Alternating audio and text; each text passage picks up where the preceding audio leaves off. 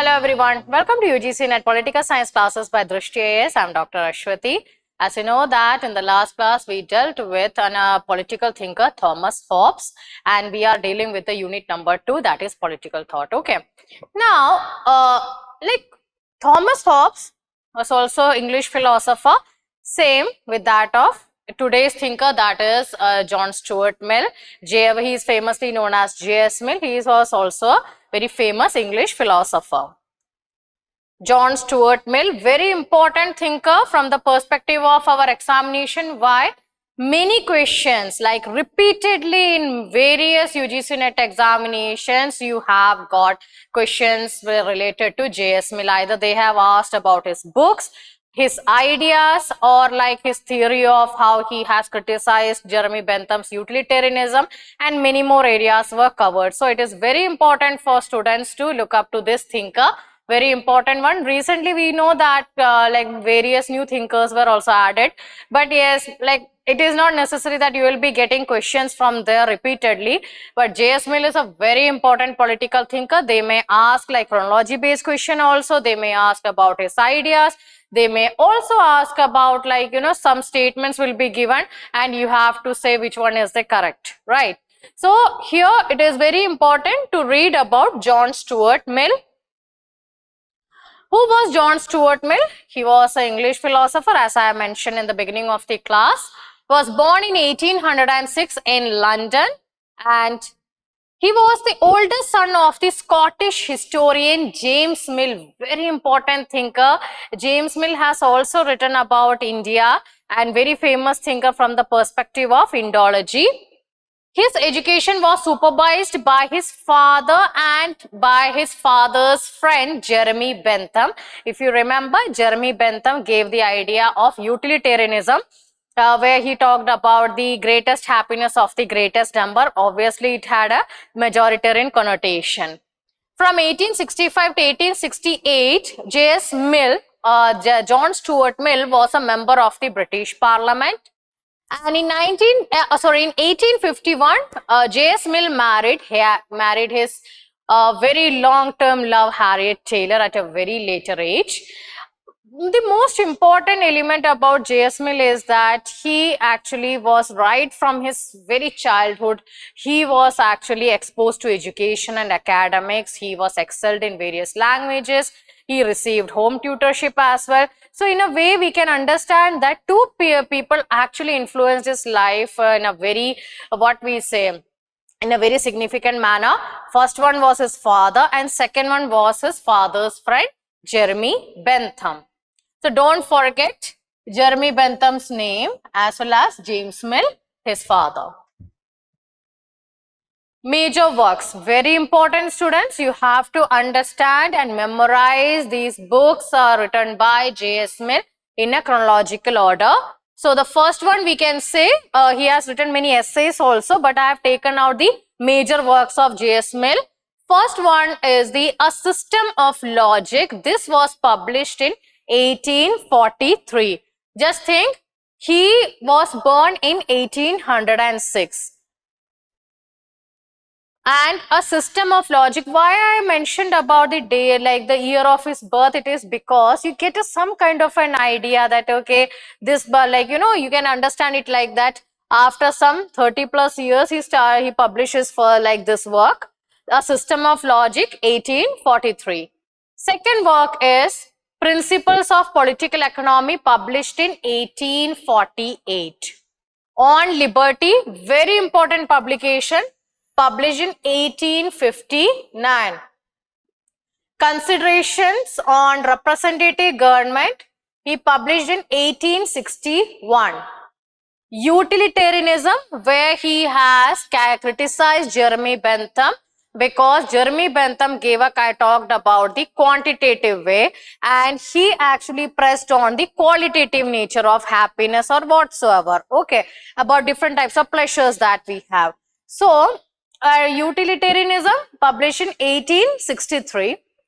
The Subjection of Woman, obviously Harriet Taylor influenced him a lot in writing this work.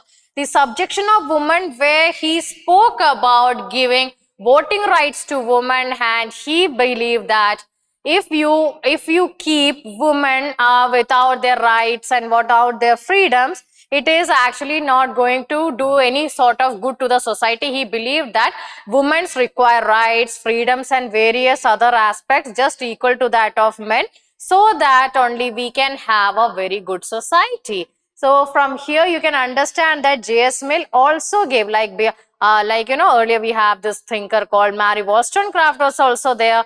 Then after we have this J.S. Mill is also there. So these thinkers, we can say that belonging to the same we can say that sometimes during the colonial times and during that period, these two thinkers actually gave a kind of a great idea about why women need to be given freedom, why women need to be given more space, or let's say that more appearance in the public sphere, as they felt that it is necessary for the overall development of the society, and it will be beneficial for the society in itself.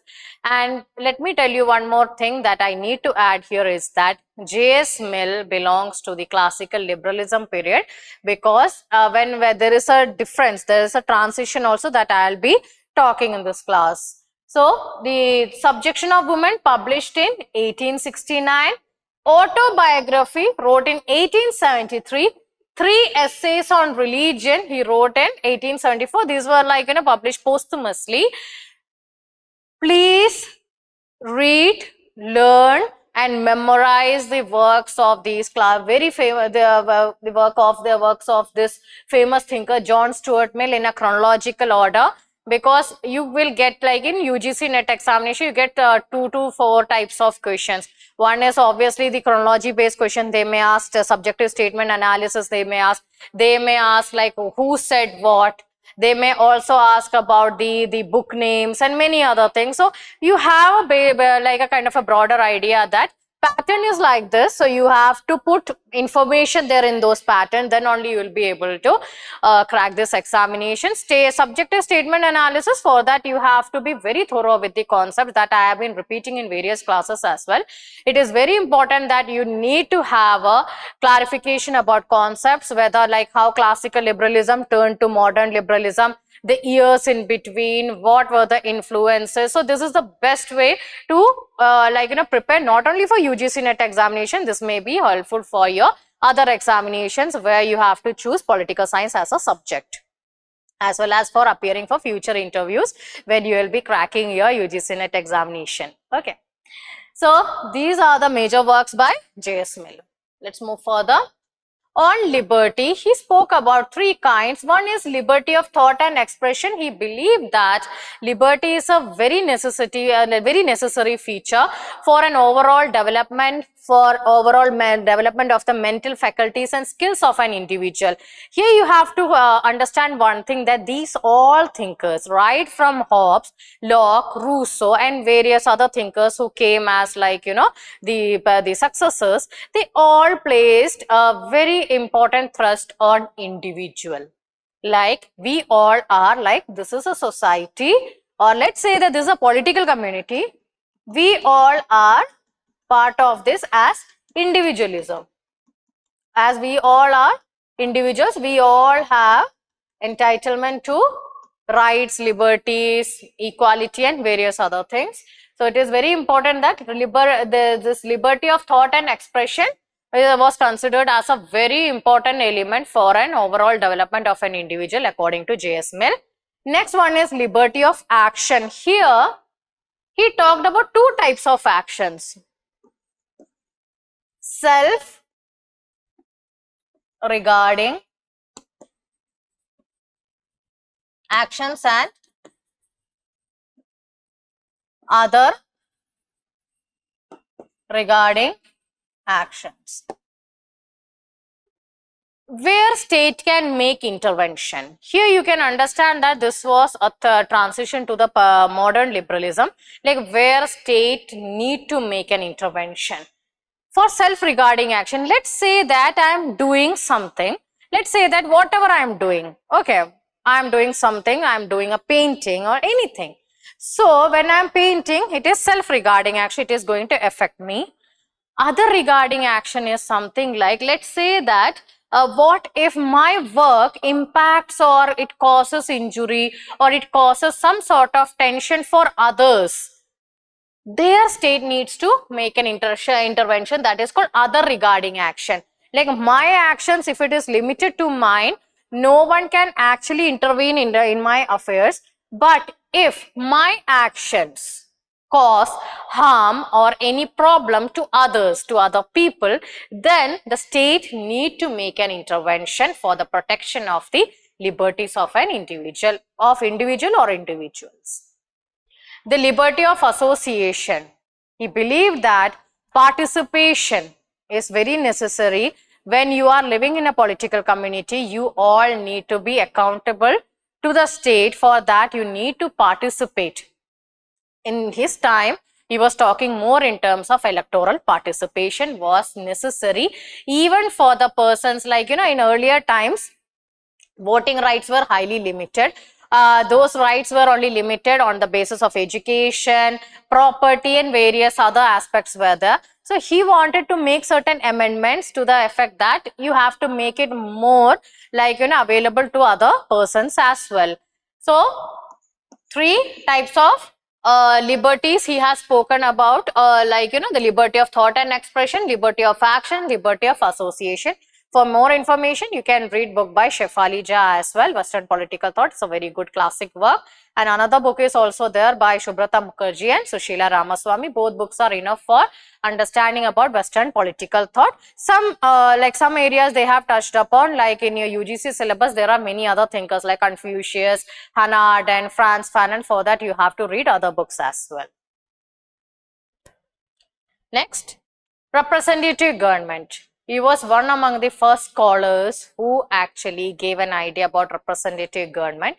This was felt necessary because in a political community, he thought that if you have greater participation, it is going to be beneficial for the state as well as for the individuals. Because when you are participating in an election or when you are participating in a political community in various political things or political events, what happens is like that you are actually giving your part to the state. At the same time, the state is also providing you with something.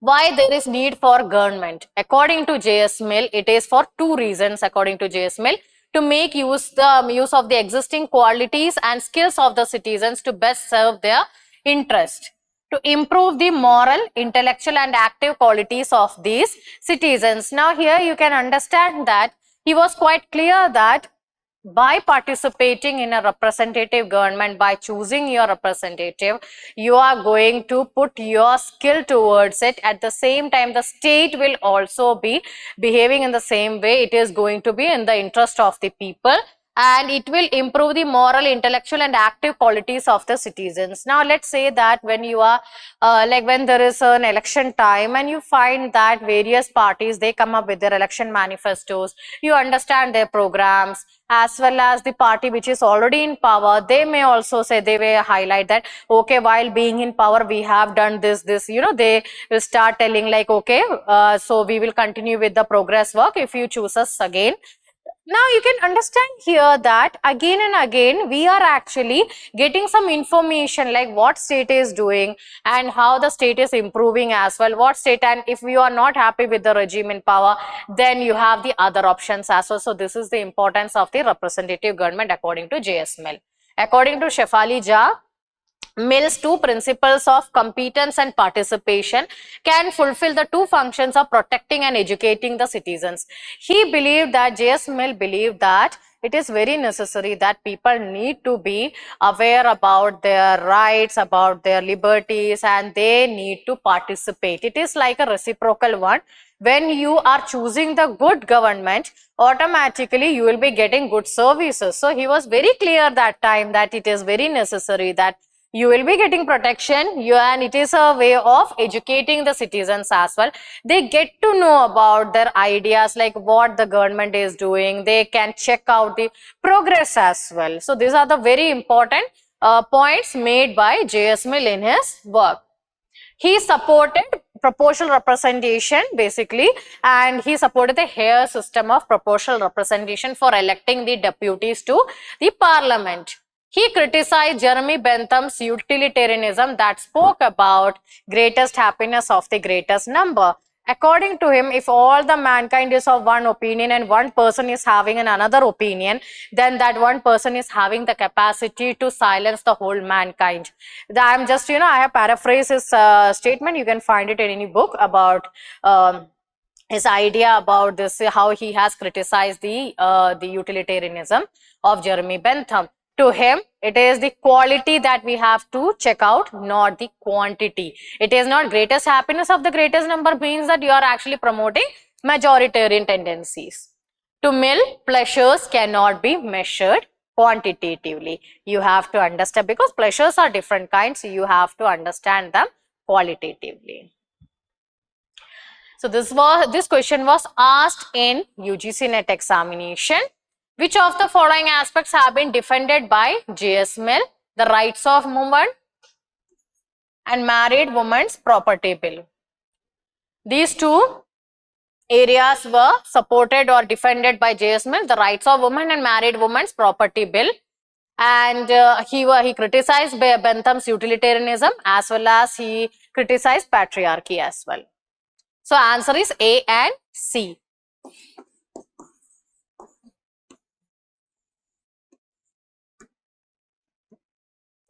Given below are two statements. John Stuart Mill divided all actions of the individuals into two categories. We have already discussed self-regarding actions and other regarding action. It's a correct statement. John Stuart Mill says liberty consists in not doing what one desires. It is a wrong statement. Liberty consists in doing what one desires. That is a correct statement. So your answer is B. One statement is correct and another statement is wrong. So here C is the correct answer. Statement 1 is correct and but statement 2 is incorrect. So answer is C. It's a statement 1 and statement 2 question. You have to be very careful while attempting such questions. You have to read them. Like here, this word actually made the whole statement wrong. So you have to be very careful. You have to read them again and again. I always advise my students that you have to read the question multiple times. Who among the following sought to establish the non-utilitarian proposition that some pleasures are of a higher quality than others? You have the answer, J.S. Mill. Next, this is a match the following question. So John Stuart, categorical imperatives was by Immanuel Kant. Utilitarianism, obviously, who has given the idea here? John Stuart Mill. Don't get confused that you are not having Jeremy Bentham here, but John Stuart Mill has also spoken about utilitarianism. Golden mean theory obviously belongs to Aristotle. Theory of justice, John Rawls.